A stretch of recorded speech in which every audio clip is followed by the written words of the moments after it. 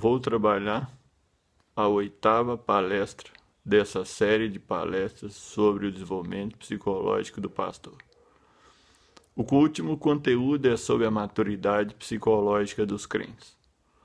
É claro que, como eu falei anteriormente em relação à palestra da imaturidade psicológica dos crentes, para que os crentes sejam maduros, é necessário um pastor que tenha maturidade psicológica e espiritual para querer que esses membros cresçam. Claro que eu não estou dizendo que esses membros vão crescer na marra.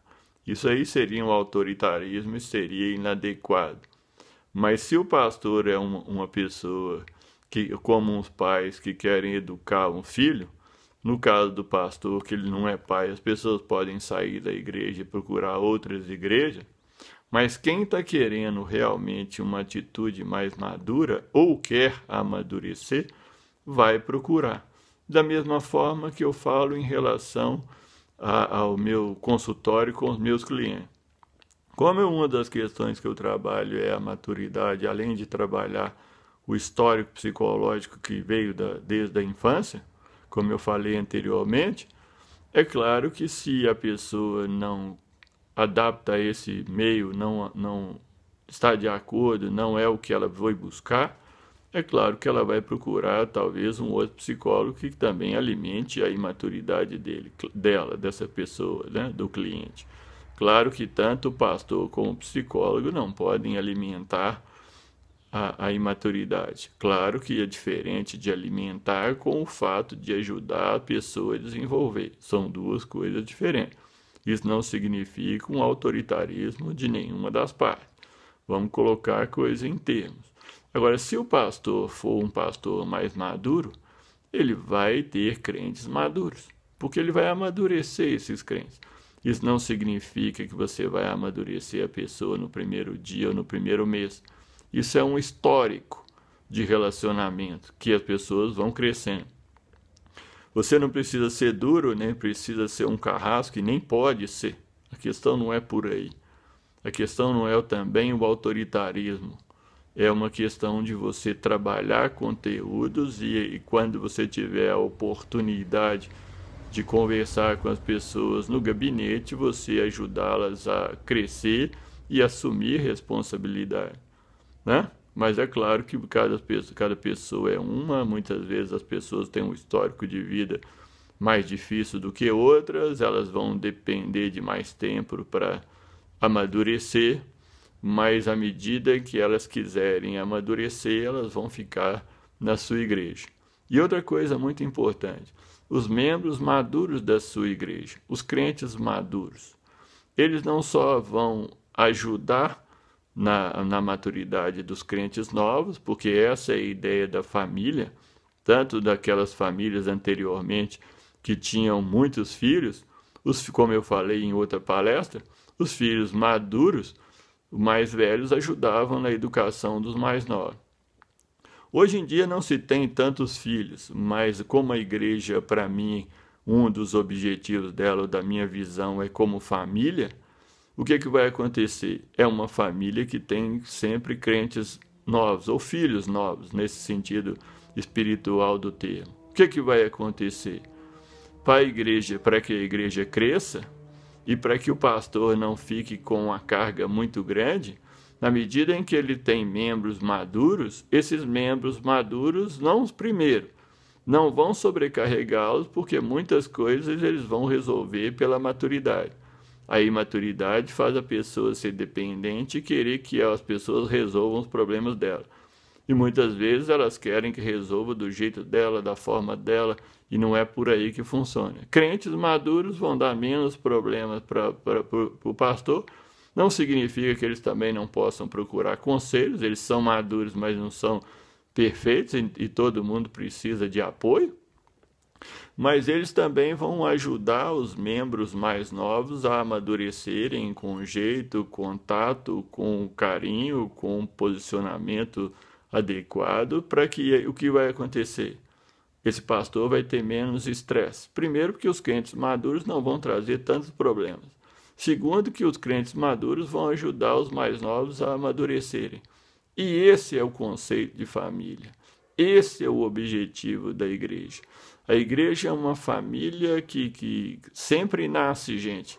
Obviamente não no sentido físico, mas no sentido espiritual de nascer de novo, porque se reconheceu o pecador e Jesus Cristo como o único suficiente Senhor e Salvador da vida dela. Então não se nasce fisicamente, mas se nasce espiritualmente.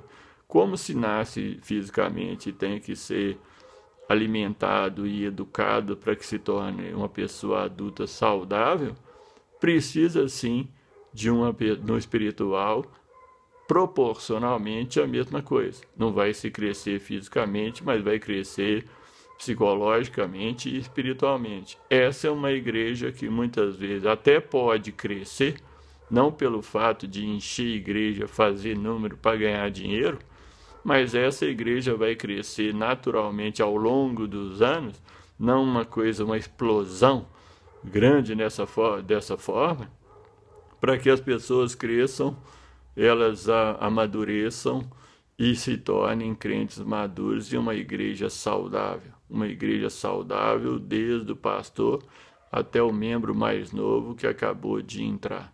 Isso não significa que não tenha problemas e não significa que essa maturidade é automática, perfeita, que você falou uma coisa, o crente já amadureceu. Não, eu não vendo ilusão, eu vendo realidade. Tanto que o que eu digo para os meus clientes é que eu sou um destruidor de ilusão e um construtor de realidade. O que eu quero dizer com isso? Não que eu seja duro, mas se as pessoas se mantiverem na ilusão, o fim da ilusão é desilusão. Então, o meu objetivo é que as pessoas amadureçam para que elas vivam a vida melhor. E a pessoa imatura tem uma vida muito mais complicada. Muitas vezes, se ela tiver ótimas condições financeiras, ela tem muita coisa, mas não sabe ser feliz. E muitas vezes a pessoa madura tem uma vida mais simples porque ela sabe o que ela quer e sabe o que ela dá valor ao que ela encontra. Isso seja não tão no sentido do membro da igreja como membro da família, né? E outra coisa, o relacionamento com Deus não vai ser um relacionamento de mandar Deus fazer as coisas. Deus não é o gênio da lâmpada do Aladim, nem o Papai Noel. Deus é Deus e ele tem 4 posições de autoridade e nós temos 4 posições de submissão.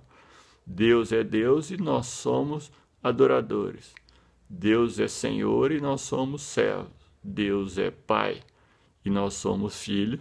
Deus é Rei e nós somos súditos. Então, Deus tem 4 posições de autoridade sobre nós e nós temos 4 posições de submissão em relação a Ele. É Ele que manda. E é isso que é importante, que as pessoas amadureçam, principalmente para saber se colocar diante de Deus e não se colocar acima de Deus ou acima do pastor e achar que o mundo tem que girar em torno do seu umbigo.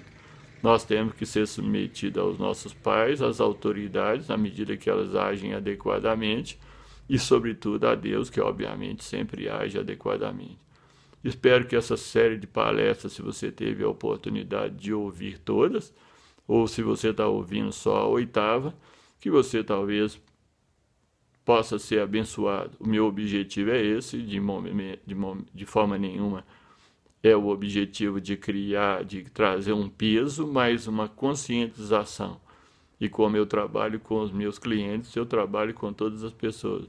É a maturidade psicológica, e a maturidade espiritual. São 2 aspectos importantes na vida do ser humano. Inclusive e principalmente para um pastor, que é uma tarefa muito grande, muito importante, em que ele depende do Espírito Santo e depende da unção e depende da submissão a Deus. As 3 características fundamentais do crente, independente de ser pastor ou não, é a humildade, a submissão e a obediência a Deus. Espero que tenha te ajudado e Deus te abençoe, em nome de Jesus.